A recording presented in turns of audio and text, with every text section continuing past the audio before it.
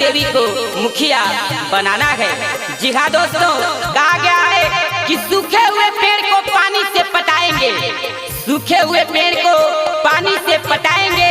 अगर पुरान पंचायत के लोगों का साथ रहा तो हरदम यूं ही साथ निभाएंगे, यूं ही साथ निभाएंगे। जी हाँ दोस्तों, आपका अपना चुनाव चिन्ह बरस छाप पर बटन दबाना है और अपने मीना देवी को मुखिया बनाना है।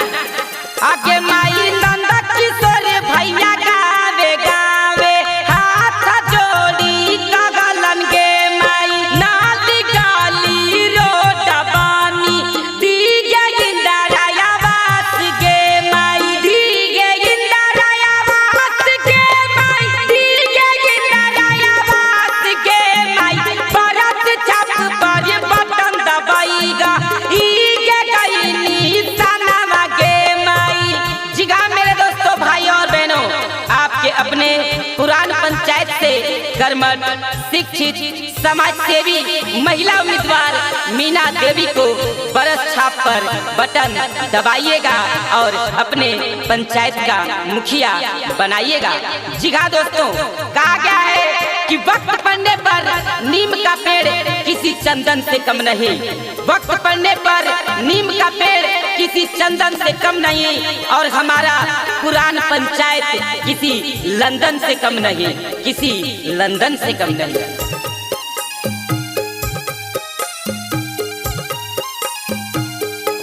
आगे माई माता तुरकी तान भैया दीगा सब ध्यान मागे माई शिक्षित सामाजिक उम्मीदवार गाथिन सबके जागे तागे माई सबके जागे तागे माई सबके जागे तागे माई बरस छाप पर बटन दबाईगा इगे गईनी सनवा गे माई।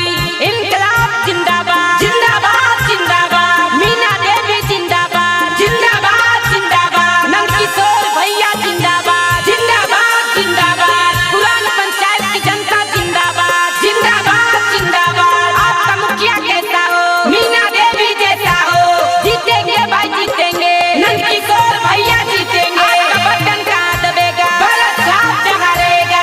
मीना देवी जिंदाबाद जिंदाबाद जिंदाबाद, नंदकिशोर भैया जिंदाबाद जिंदाबाद जिंदाबाद, पुरान पंचायत की जनता जिंदाबाद जिंदाबाद जिंदाबाद। आपका मुखिया कैसा हो, मीना देवी जैसा हो।